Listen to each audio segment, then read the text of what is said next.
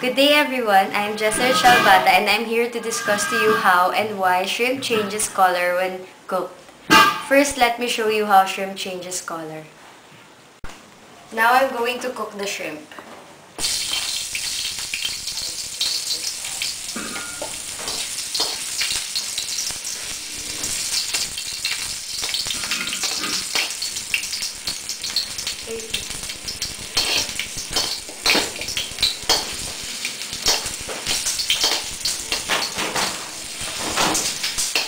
Lagay mo na.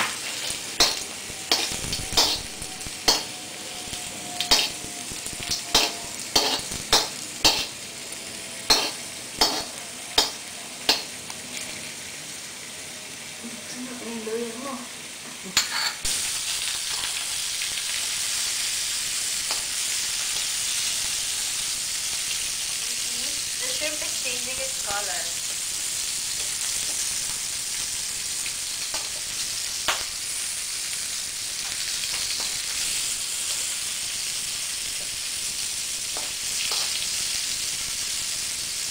Now orange.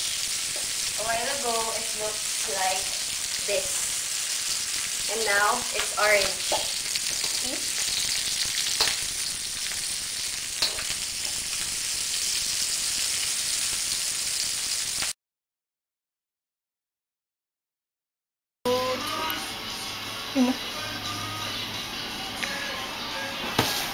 Can you believe that this egg can bounce? Watch this. This egg can bounce in the experiment made of a mad scientist. It is actually a hard-boiled egg. This hard-boiled egg will be placed on a glass of water and then covered up with a vinegar. After soaking it, you will see some little bubbles on the top. It is because of the acetic acid containing in the vinegar that is attacking the calcium carbonate in the eggshell. After 3 days, this egg will now be like this. The eggshell of the egg is now soft, so it can actually bounce like that. And then, vinegar is a common ingredient in our kitchen, but we should take note that vinegar is a dangerous material because it is an example of acid, and we all know that acid is a strong chemical that it can actually burn something. Like this, the eggshell softens, and now the eggshell softened because of the acetic acid containing in the vinegar that attack the calcium. The calcium is the reason why the eggshell is hard. And then, when the acetic acid attack the calcium, it now softens because it lessens the calcium. So that's the reason why this egg is bouncing like a rubber ball. Thank you. Hi everyone, I'm BERNABE and I'll be discussing why cream puffs are hollow inside. Cream puffs are quick breads containing a great quantity of fat and eggs that puffs remarkably as a result of steam during baking, and I'll be showing you how to make them.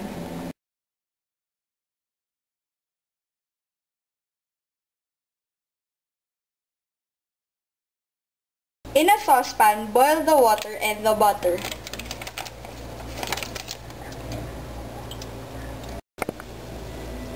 Bring to a simmer and stir in the flour, not all at once, but about 1/4 cup at a time.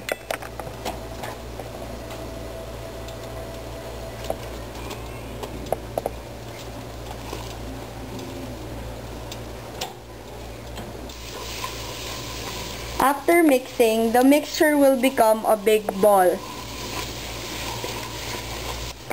Let the blob cool until it's room temperature. Transfer the blob to a large mixing bowl. Beat in the eggs, 1 egg at a time. Don't add the next egg until the previous one has been incorporated. Beat it until smooth and velvety.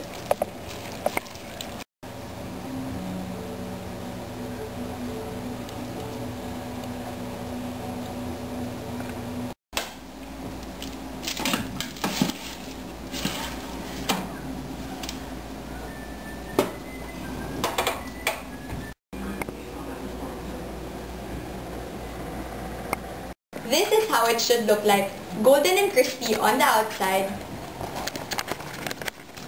and hollow inside. It is not flaky like croissant, which also contains a high amount of fat. This is because the fat was in the liquid state, hence tenderizing the dough. There are pockets from the steam that it created is only in the middle, thus giving the puff its shape.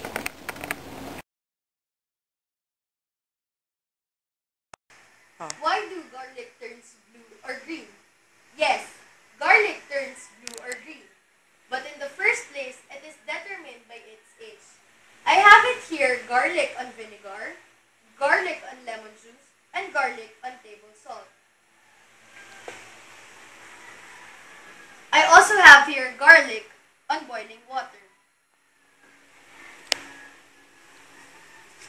Raw garlic contains an enzyme that, if not inactivated by heating, reacts with sulfur and copper to form blue copper sulfur. A reaction between garlic's natural sulfur content and any copper in your water supply or in your cooking utensils can sometimes change the color of garlic. Other sources of copper might be vinegar or lemon juice. Are you using table salt instead of kosher or canning salt? That can cause the garlic to turn blue or green because table salt contains iodine, which discolors whatever you're pickling. So use kosher or pickling salt. Garlic is known to contain sulfur compound which can react with minute traces of copper to form copper sulfate, a blue or blue-green compound. But don't worry! Bluish-green color changes aren't harmful and your garlic is still safe to eat unless there are signs of spoilage.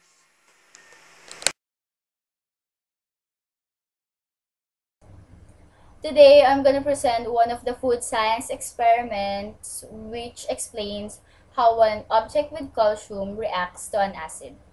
To start the procedure, here are the materials: hard-boiled egg, a vinegar, a glass or any transparent container. First, check if there's any crack on the egg, and then put it inside the container carefully. Then put the vinegar inside the container as it covers the whole egg. During the procedure, you will notice that there will be bubbles because the eggshell is reacting to the vinegar. This experiment will take 24 hours, so I prepared the finished product. As you can see, the eggshell is already soft and it's starting to dissolve. Which explains that the vinegar's acid absorbed the calcium present on the egg. Remember that the calcium makes the eggshell hard. That's the end of my experiment. Good day.